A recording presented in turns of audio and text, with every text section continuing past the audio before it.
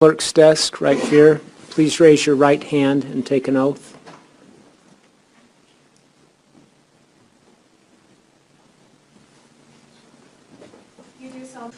Will you start out by telling us what your occupation is? I am a facial plastic surgeon and an otolaryngologist, board certified in both. As part of your medical school training, were you educated in pharmacology? Yeah, we had pharmacology courses. What is that? That's the study of drugs and interactions and the way that the body accepts those and the way they're metabolized and things like that. What's the purpose of being educated? The purpose of education in pharmacology is to understand medications, and because we would be prescribing those to patients. Okay. You've mentioned your medical residencies. The first one, the otolaryngology. Otolaryngology. Was that part of becoming a plastic surgeon? Part of otolaryngology is facial plastic surgery. So there's some training, but if you really want to become specialized in that area, then typically you'll do additional training beyond that, which is what I decided to do. Okay. Are you a licensed physician? I am. And does plastic surgery require any type of specialized licensing, or is that? No, it doesn't. It's covered by your medical license. If you have a medical license, you can practice medicine, and hopefully you're trained to do what you're doing. Okay. Were you licensed in 2007? I was. Did you ever know Martin and Michele MacNeill? Not prior to our first meeting. Okay. And but did you come to know them? Yes. Okay. Will you describe how that happened? As part of what I was trying to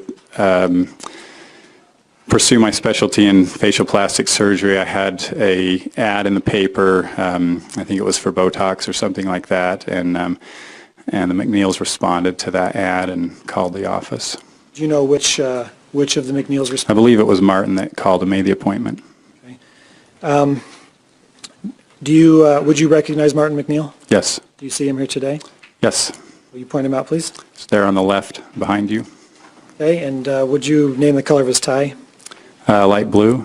Okay. Your Honor, may the record reflect that Dr. Thompson has identified Mr. MacNeill. Do you stipulate? The record may so reflect. Thank you. Will you describe when you first take a new patient on, what's your initial process? Well, we have a consultation, and depending on what the patient is interested in, then that's what directs the consultation. And so, for example, if somebody is concerned with the way that they're aging, then they'll come in and I'll ask them what they're seeing and what they want to talk about, and then that will start the discussion at that point, and then we'll go from there. And you go from there to figuring out what? To figuring out what, if anything, I can do to help them. Okay.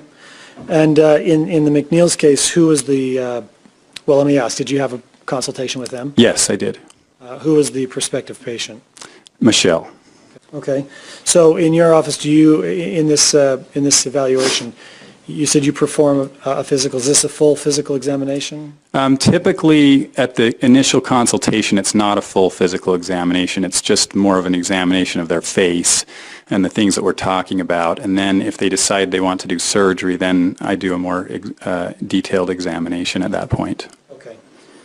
And in this preoperative evaluation that you do, what is the role of a patient's or a prospective patient's primary care physician? If the patient is perfectly healthy and they don't have any medical problems, I typically don't even consult with the primary care physician. But if they have any medical problems that I feel need to be evaluated or followed up on, then we'll have, we'll make contact with that office or have the patient make contact. It kind of varies a little bit. Okay. Did you evaluate Michele MacNeill's health before in this kind of preoperative evaluation? Yes. Will you describe whether there were any concerns, and if so, what they were? Well, she didn't list anything as a medical problem on her intake form, and she listed Martin as her primary care physician on her intake form. And so, yeah, just on the initial intake form, there were no medical problems listed at all.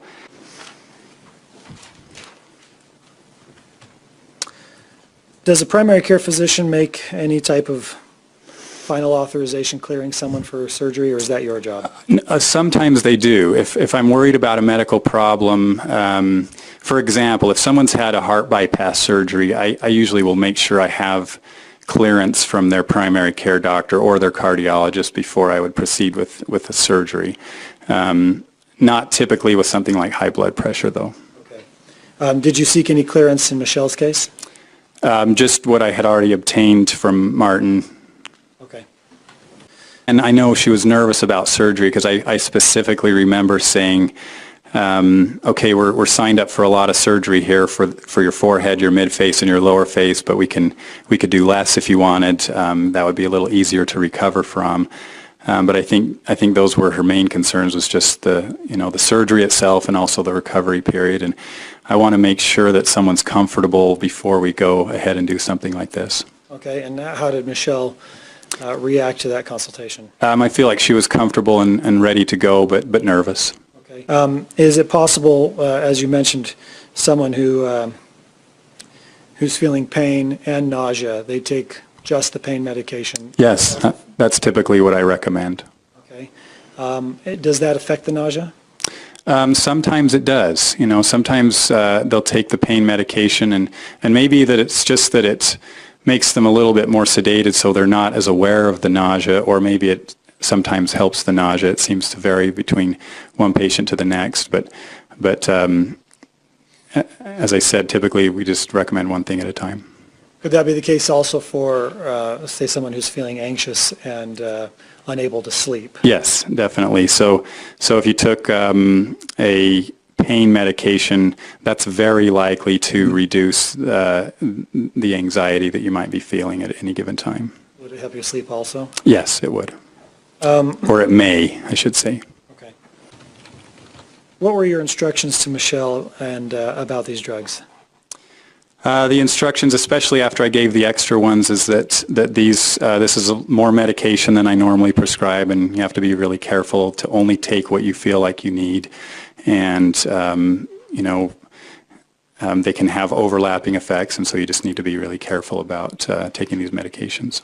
Okay. Well, varying times, but I began my full-time career in 1979.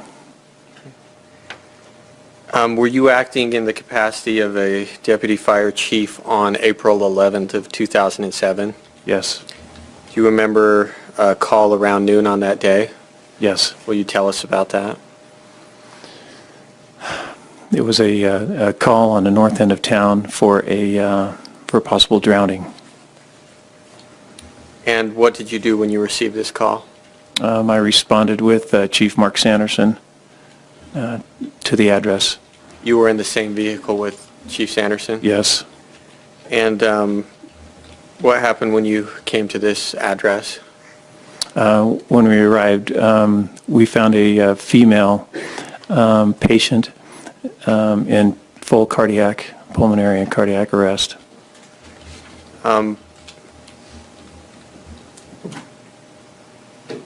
What was going on at this residence while you were there? By the time we arrived, pardon me, other first responders had arrived and CPR was in progress.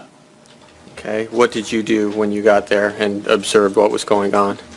Well, we each took positions and continued with the resuscitation.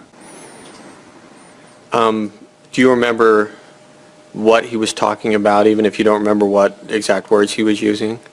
Yeah, he would occasionally give us directions on what type of drugs we might use during the resuscitation, and certain procedures that he maybe wanted done. And all of those were actually being taken care of, and they were in progress, but not necessarily in the order he was giving us directions in. Was his action having any effect on you? He was disruptive because he was loud and moving about.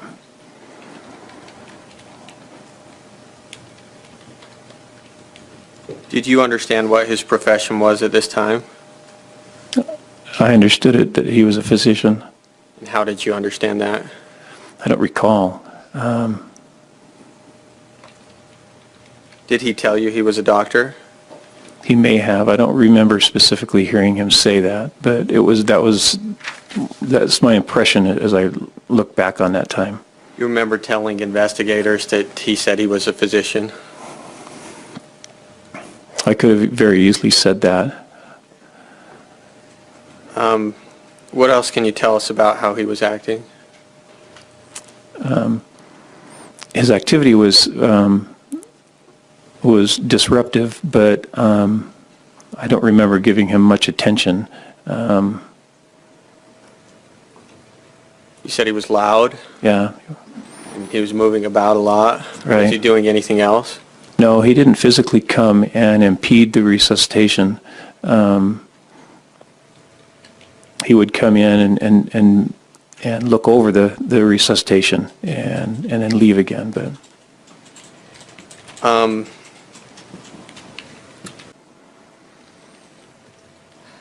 in your role on this day, did you go with the patient to the hospital or return back to work?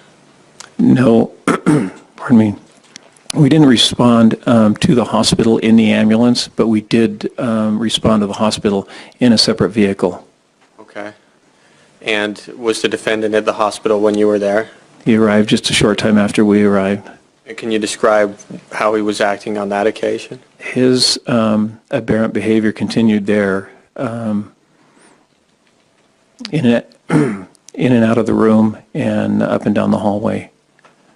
Do you remember what he was saying at that time?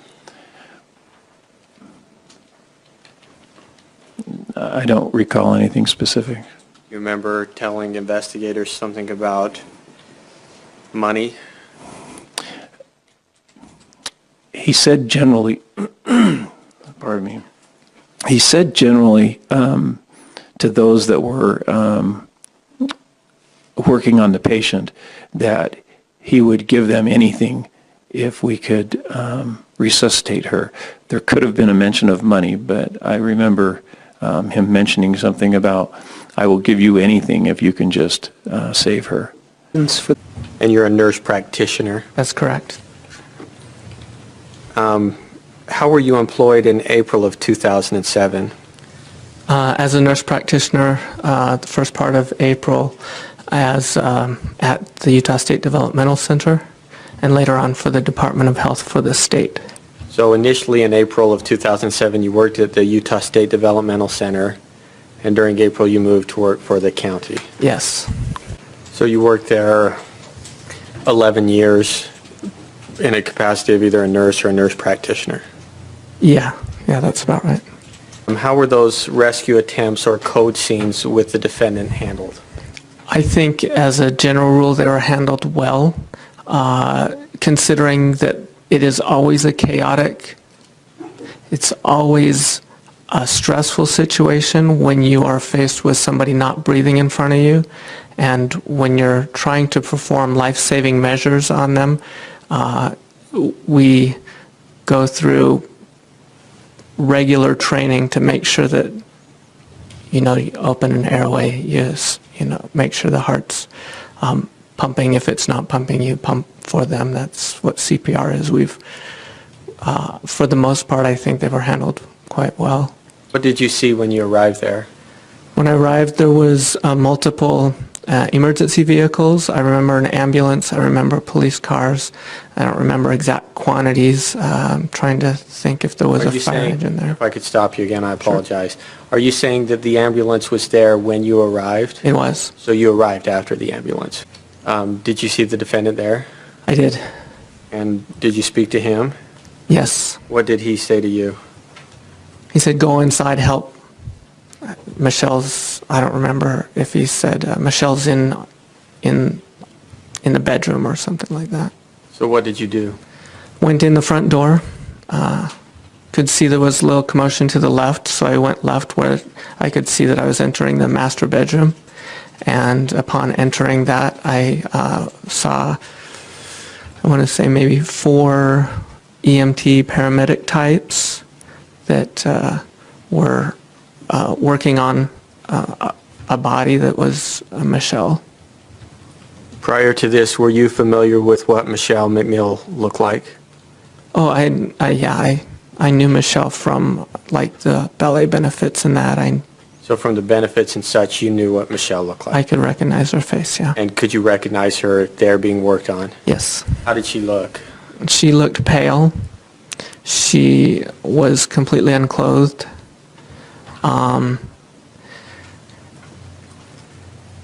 She did not look like they were working a code. That was quite apparent.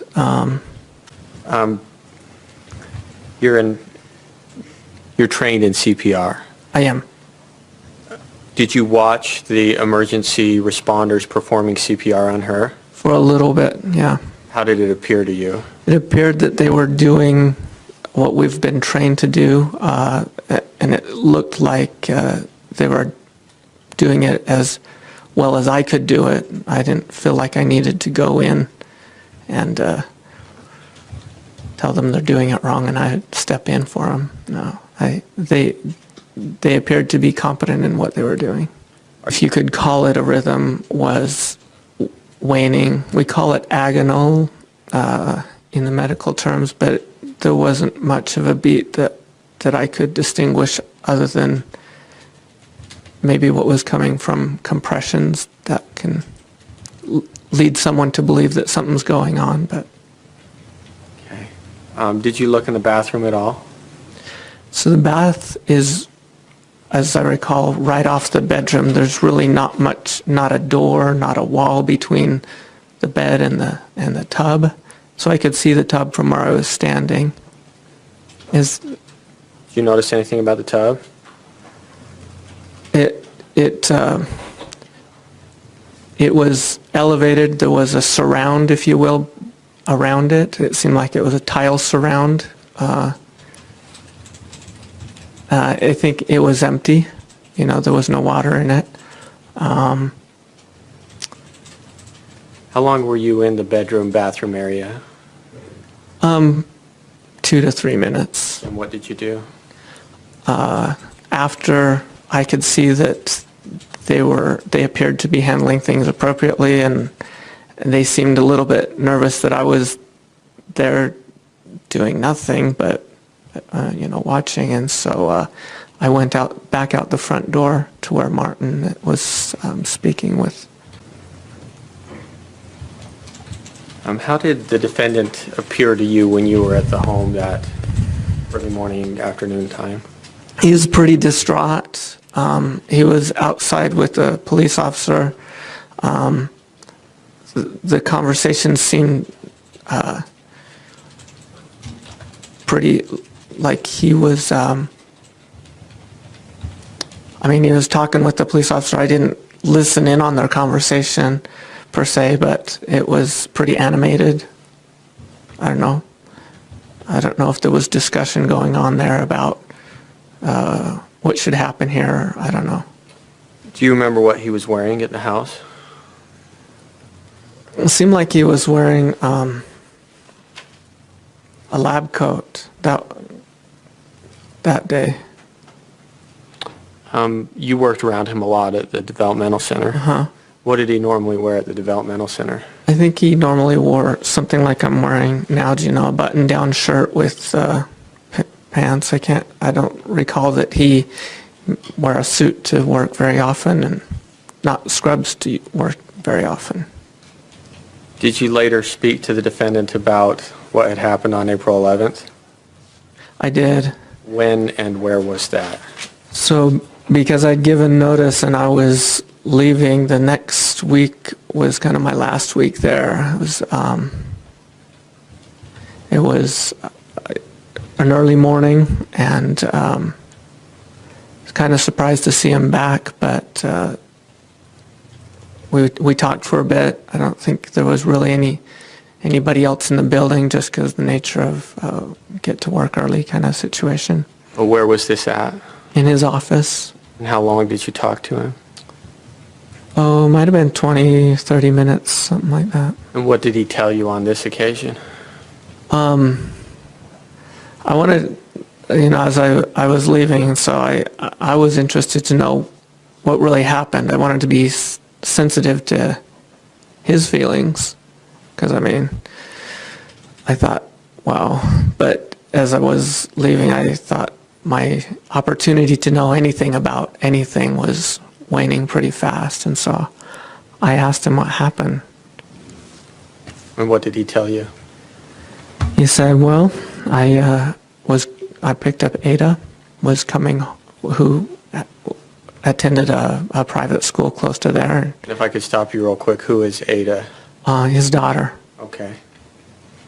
Go ahead. And took her home, and Ada ran up the steps into the house and into the room and came back out and said, something's wrong with Mom. Mommy, something's wrong with Mommy. He went into the room and he described it as he saw her face down the wrong way in the tub. And I was, we're all shocked about this at this point, and he said he pulled her out of the tub and started performing CPR on her, and that's when, and then he called 911. I don't recall if he told me that he called 911 or I just assumed that, but He said she was face down in the tub the wrong way. yeah, clothed, I think he said. Did he say what the water was like?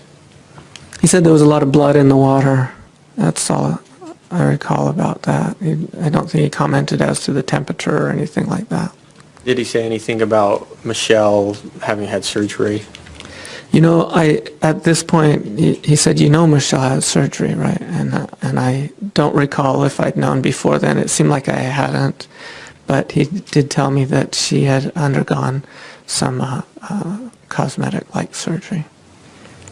Did he tell you what he thought had happened?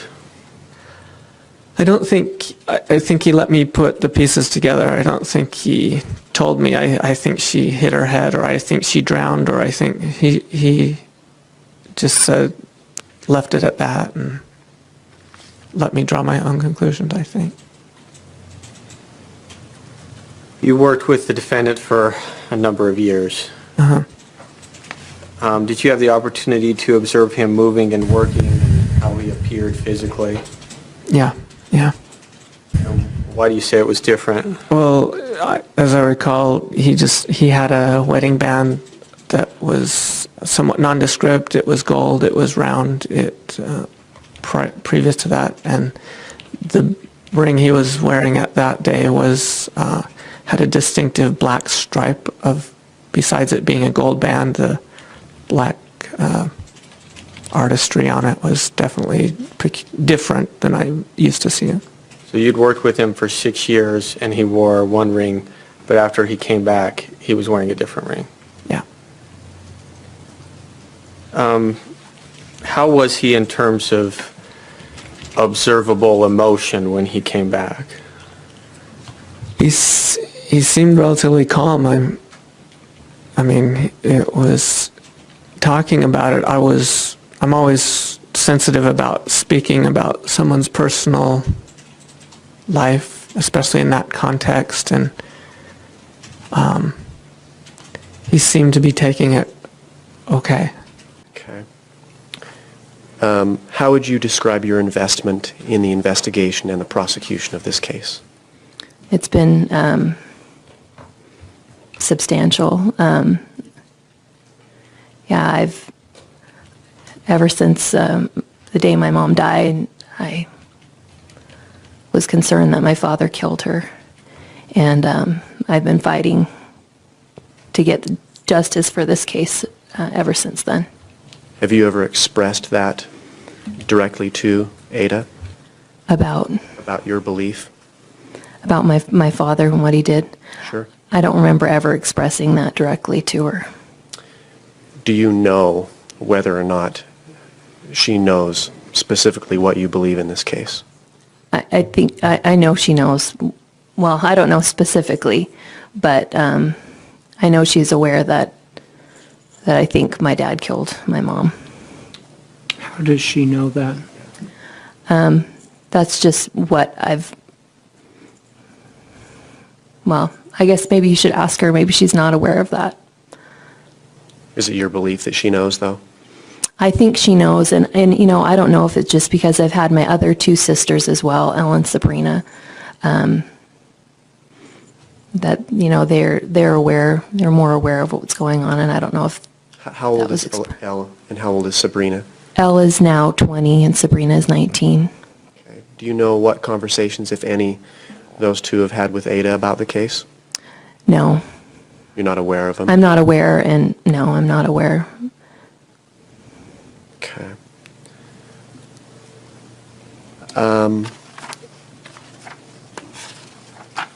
Were you given a series of emails and a partial copy of a transcript of an interview that you did to prepare for this hearing today? Yes, Okay. Do you recall being interviewed by Mr. Whitney and Mr. Robinson back in January of 2011 when Linda Clough was present? yeah, after reviewing that I do recall. You remember that interview? Mm-hmm. There was discussion about the case, generally speaking. Is that correct? Yes, And at one point, there was discussion of what Ada's observations were. Do you recall telling investigators what Ada had reported to you as far as seeing? I recall now that I've looked over the transcripts, yes. And what was that, as you recollect? I believe I just described how I thought that Ada had seen my mom in the tub, or what Ada had told me. Just looking at this tub, just for demonstrative purposes, if this sticker here was a faucet, does that help orient you as to the tub in question Yes, at the home in Pleasant Grove? Do you remember what you reported to the investigators as to the body position of Michelle, according to Ada, during that interview. Which one? Which interview? January 2011, with Linda Clough, Jeff, Okay. and Doug? Thank you. I believe I reported that that my mother was facing the opposite direction Opposite from where from the faucet. So her head would have been over here? Yes. Okay. Were you later asked by investigators to get Ada to diagram what it was that she observed? I was. And did in fact Ada diagram on her own the body position? She did. On that exhibit, I'm sorry, will you tell me what you did to get that diagram? Just walk me through how what did you do to help the child know what it was you wanted and how the diagram was produced? Help me understand that. Okay. I believe I was emailed a form to print out where Ada put her name and we put the date that it happened. I drew a picture of the tub, and then Ada drew how my mom was laying in the tub. I just asked her, draw how you found mom in the tub. How long did that take? How long, the whole, From the beginning of sitting down with the child to the time that the drawing was produced and back in your hands? and some other details. I'm guessing 5 to 10 minutes was a short amount of time. What questions did you ask to the child during that time? I don't quite remember specifics on that, but as she was drawing the picture of how my mom was laying, she was saying other things. like what? Like the water was halfway full, the water was red. I believe she said her eyes were open. And she said a few things that I jotted down on the diagram. Were you present on April 11th, 2007 for what Ada observed and experienced in finding your mother? No, I was not. Was Rachel? No, she was not. Was any other person present that you're aware of that has spent any considerable time with Ada over these years? Over these last years? Yes. No, Since the time of... No, the only other person was my father there. Do you have siblings? Yes. And who are your siblings, and where do you fall in the order of your brother and sisters? I'm the eldest. So it's Rachel, Vanessa, Alexis, Damien, and my sisters, Noelle, Giselle, Elle, Sabrina, and Ada. Okay. My dad was adamant that he describe what happened. And when you say what happened, what he observed with respect to your mom? Yes.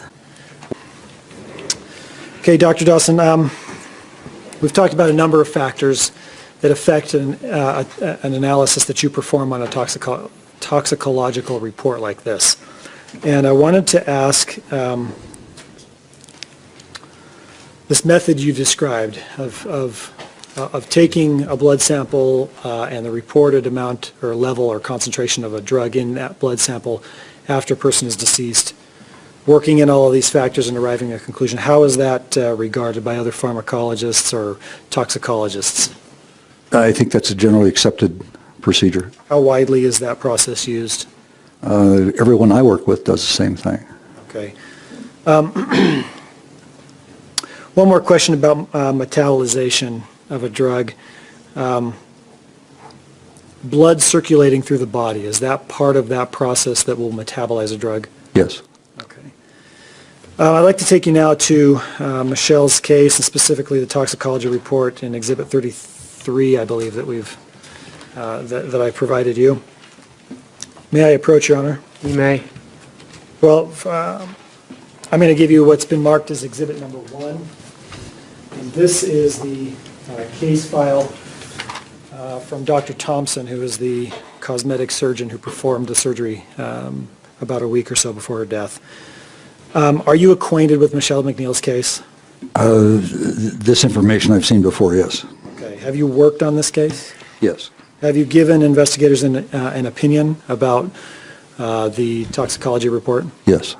When a drug targets certain receptors on the brain, let's say we're taking oxycodone for pain, and it works on receptors in the brain to dull the sensation of pain. Is that fair to say? That's close. If I can expand on that just a little bit. The best example is to think about it in these terms, that there are some effects on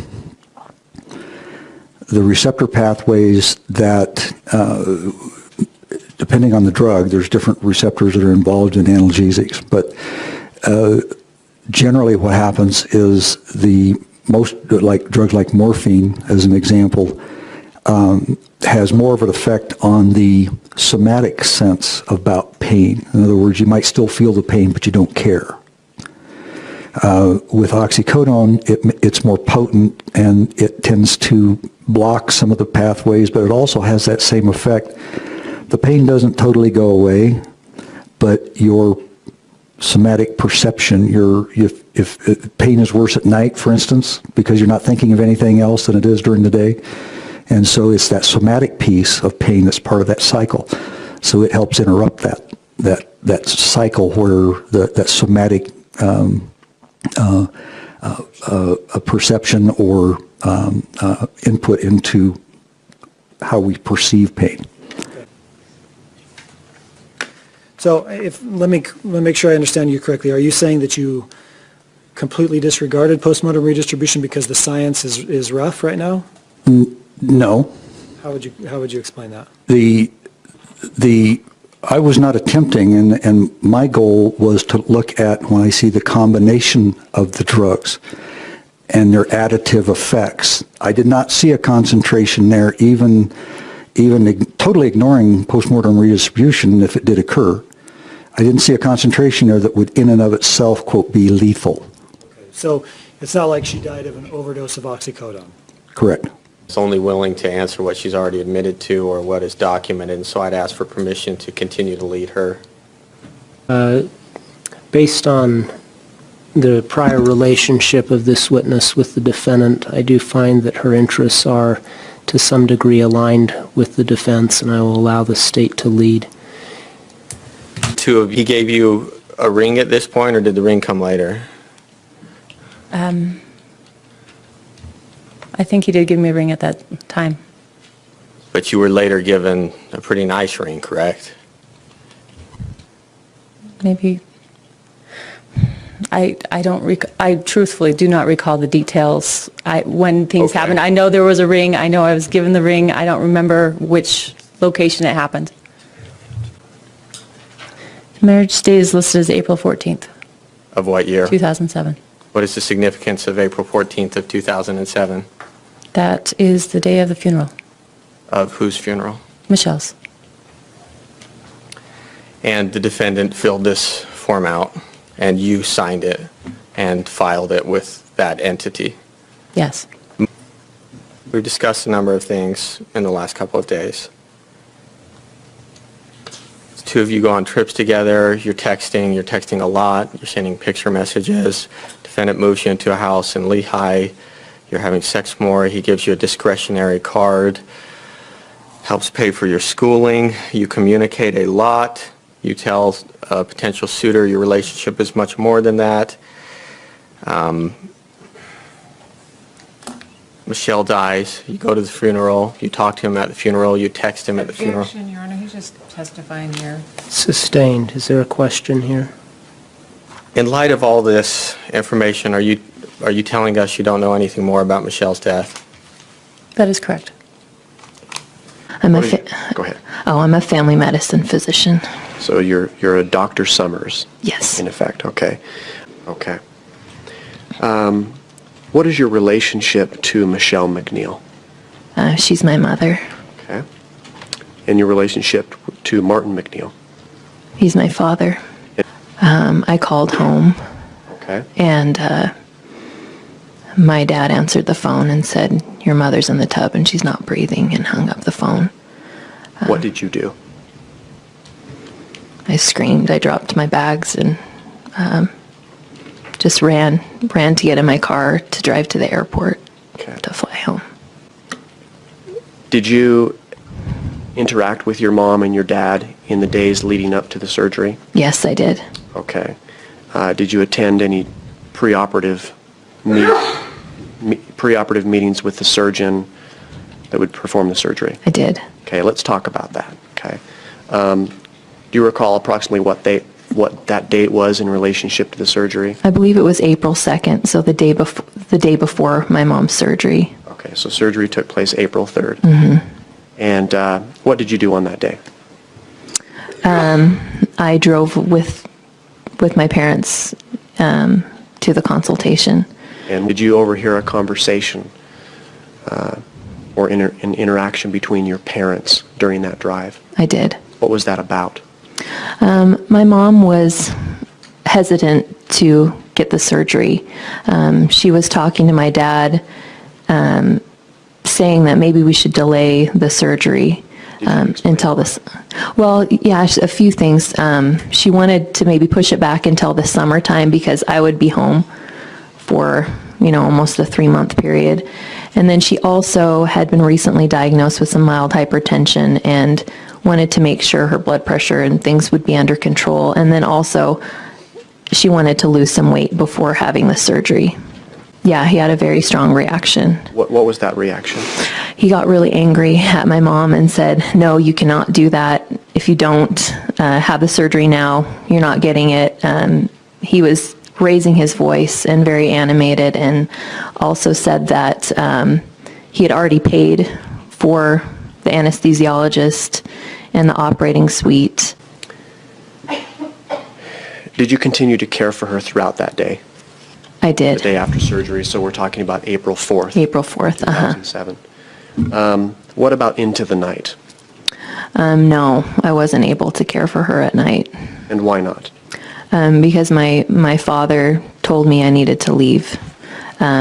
He said that he would be taking care of my mom and that I needed to go and get some sleep. Okay. You recall about what time of day this was, or what time of night? Not 100% sure, but it was in the night. It was dark out? It was dark out, yeah. Okay. And what did you do? Well, first I said that I didn't want to leave my mom. We had it set up in her room where there was a hospital bed, and it was right next to a couch. And I had just planned on sleeping on the couch and being there for her so I could take care of her. I said, no, Dad, I'm just going to stay here with Mom so I can help her. Was this in a bedroom? This was, yes, this was in my parents' bedroom. Okay. What was that conversation? I asked her what happened. And spent a few minutes Yeah, since we talked about what happened. yeah. So you asked her what happened. What is the what happened? What happened, because she was very sedated and over-medicated when I went in that morning. And she said, Lexi, I don't know why, but your dad kept giving me medication. He kept giving me things, telling me to swallow. And she said I even started to throw up, but then he started giving me more medication and kept giving me medication, talked about how she had to drink even like the Loratab, the elixir that my dad had Dr. Thompson prescribe. But she said that he kept giving her medication. Okay. Did she say anything to you about, well, let's describe her demeanor as best you can. She still has bandages on her eyes and face. Yeah. But She was upset. She was upset. how could you tell she was upset? Because I knew my mom. I could hear it in her voice. Did she make any specific requests as far as how the medications would be administered to her? She said that she didn't want my dad to give her any more medicine, and that she actually had me take out every single pill from the pill bottles, and she wanted to feel what the pills felt like in her fingers, so that if my dad tried to give her anything, she'd know what he was giving her. But she had me take out every single pill, and she felt it in her fingers, and I told her, this is this medicine, this is this medicine, because at that time she couldn't see. Okay. Did that persist for a couple of days until the bandages were off? As far as her Yeah, wanting to feel? Yes. Yeah. But she said she didn't want my dad to give her any more medication. She wanted me to be in charge. Okay. Let's talk about maybe the rest of that week a little bit, or the days following. Continue to care for your mom? I did. In what way? I still helped give her her medications and keep track of her vitals and when her medications were given. I helped her, go to the bathroom, but over the next few days, she had her bandages coming off, and she was able to get up and walk around and do a lot herself, but I still stayed by her side. I helped her wash her hair and do things like that as well. Okay.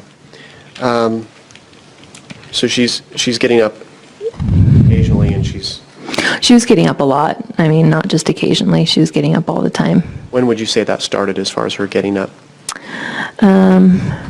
Probably more when she got the bandages off. So within, I'm guessing, about 48 hours of being home, she didn't like sitting in bed. So she was getting up and moving around. Okay. What did you do after that lecture? I called home. Okay. And was there a response? Yeah, my father picked up the phone. And what did he say? He said that your mother's not breathing. She's in the bathtub. Okay. I've called an ambulance, and then he hung up. Okay.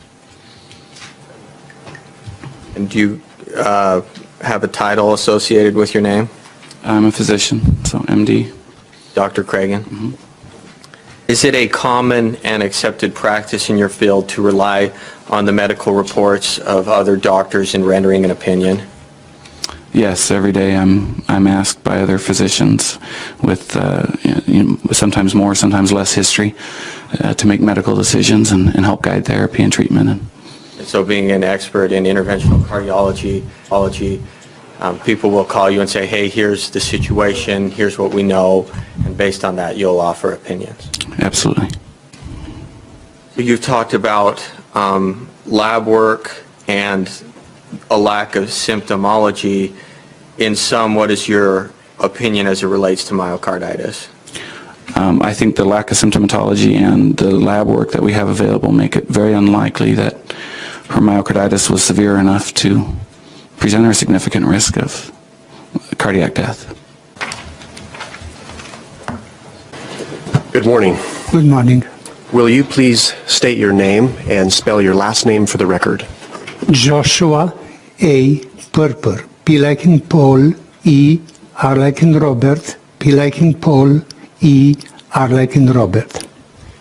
And what is your profession, sir? I'm a physician and my specialty is pathology and forensic pathology. You mentioned pathology. What is pathology? Pathology is the branch of medicine which studies the causes and the changes produced by disease and injury in the human body. And forensic pathology is a subspecialty of pathology which is concerned with the analysis and investigation of sudden, unexpected, suspicious or violent death or death which appear natural and happen under unusual circumstances. Can you just briefly describe, and is it correct that you were in the court yesterday and listened to the testimony of Dr. Todd Gray? Yes. Okay. Will you briefly describe for the jury the role of a medical examiner?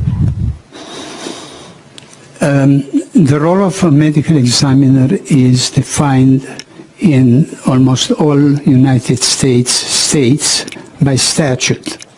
And with some differences, the function are in the investigation of sudden, unexpected, suspicious or violent death. Sometimes those deaths are listed like being death of infants or death of drowning or death on vessels in United States water.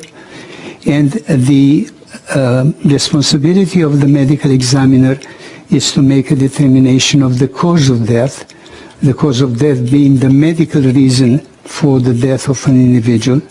And they also have the obligation of making a determination of the manner of death, which is basically the circumstantial modality of death, whether the individual died of natural causes, whether he died of suicide, whether he died of a homicide, or whether he died of undetermined causes based on the evidence available to the medical examiner. Very rarely the medical examiner are able to go even beyond that and identify the specific defendant when certain evidence is very tightly attached to the defendant and no other person could have committed the violation of law or the crime. Okay. So an undetermined death, it has to be one of those four. That's correct. Undetermined death basically occurs when the medical examiner doesn't have the capability either to expend his investigation. Obviously, the medical examiner is relying on the investigation of law enforcement agency, which submit this evidence to him, and his obligation is to examine critically this evidence for its reliability and precision. Are you familiar with the case involving the decedent Michele MacNeill? Yes, I am. And she died on April 11th, 2007. Yes, I am. Were you asked to review an investigation and certain autopsy reports to render some opinions in this case? Yes, sometimes I believe in late October and November 2011, I was asked whether I'm ready to perform an evaluation of the case and express an opinion about the cause and manner of death. And I said that I'm ready to do that, and as a result of that, I was sent quite a lot of documentation, and also I asked to review the autopsy report and to look at the microscopic slides of tissue section which were taken during the autopsy of Michele MacNeill. Did you find those lab results helpful? Yes. Okay. Dr. Perper, did you ultimately form an opinion after reviewing all of these materials as to Michele MacNeill's cause of death? Yes. And what was your opinion? My opinion was that Michele died as a result of drowning, and in addition to that, she had some drugs on board which were not in toxic or lethal levels, but in my opinion could have contributed to her death. Currently I work for the Utah County Sheriff's Office. And what is your position? I'm a sergeant and supervisor in our patrol division. I'm going to take you to the date of April 11th, 2007. Do you recall that date generally? Yes, I do. Did you have occasion to investigate the death of Michele Marie MacNeill? Yes, I did. What was the result of your investigation? What did you do? I spoke to Dr. Van Wagner, and he told me what the circumstances were that he encountered, that Mrs. MacNeill had been brought to the emergency room by ambulance, that she was in full arrest. CPR was in progress. Resuscitative efforts were being made. But after a period of time, it became apparent that they were not going to be successful, and she was pronounced dead. I questioned him about what he knew of the circumstances. I also spoke to an officer who had been at the scene and got some information about what they found initially at the scene. And I did an examination of the body in the emergency room. It wasn't directly in the emergency room. She had been moved to a side room by the time I arrived. I looked at the body and I gathered information about what I asked Dr. Van Wagner what he thought could have contributed to this death, and I put that information together. Okay. You ultimately prepared a report? Yes. And what happened with Michelle's body? That was after part of my procedure is to contact the transport agency that we used. It was a company called IPS, Independent Professional Services. They're a funeral and crematory service, and they are the ones that were under contract with the medical examiner's office at the time for transporting the bodies of deceased persons to the medical examiner's office in Salt Lake. So I contacted them, and after I conducted my examination, I waited there at the hospital until they arrived, and then I released the body to the transport agency. Okay. Mr. Cannon, the protocol that you followed, is that established by the medical examiner's office? Yes. Okay. You indicated that you did not find anything overtly suspicious. That's correct. Is that because of your examination of the body? Yes. Okay. If you had interviewed witnesses that were on the scene that found Michele and learned that the defendant had described her position of the body different from what the witnesses observed, would that have raised suspicion in your mind? That would have been unusual. Fall into speculation, and I think mischaracterization of the evidence.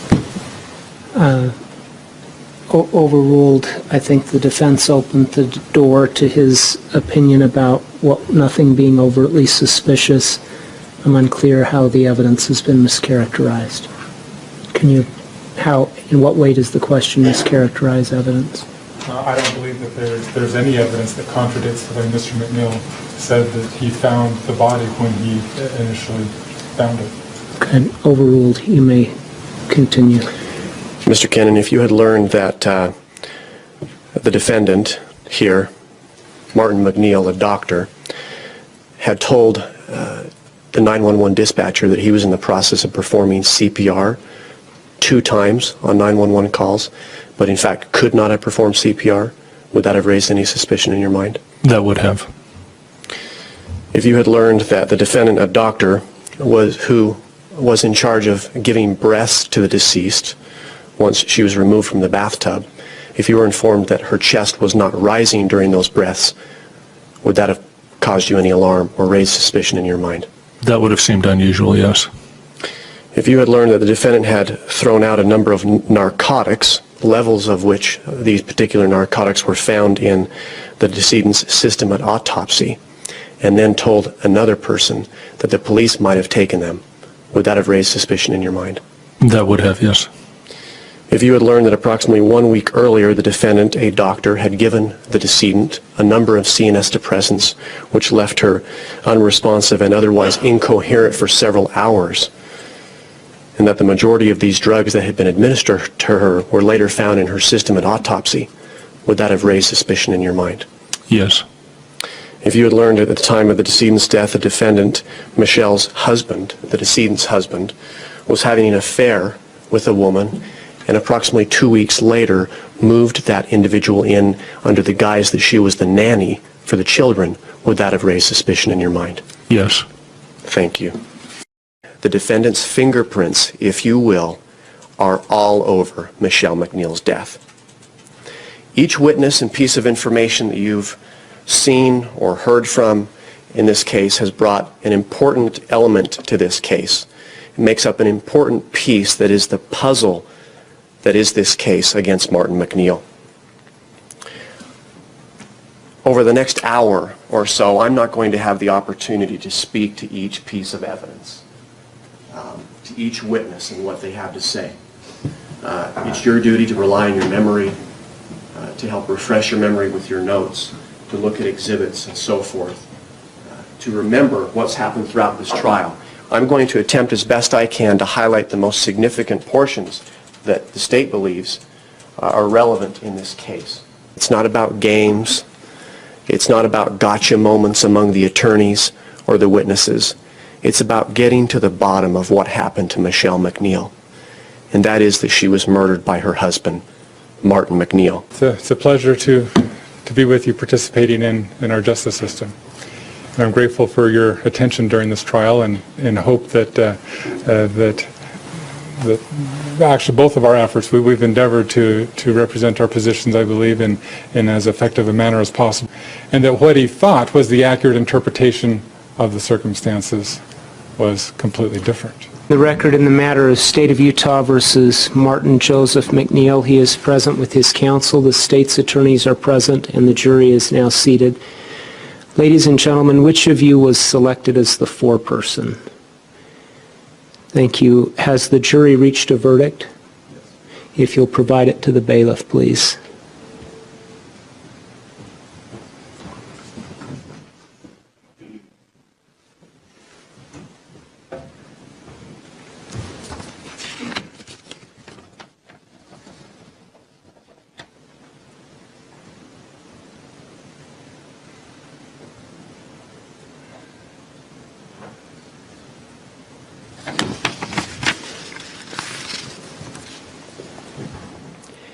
I will now request that the clerk read the verdict. Mr. MacNeill, if you will stand, please.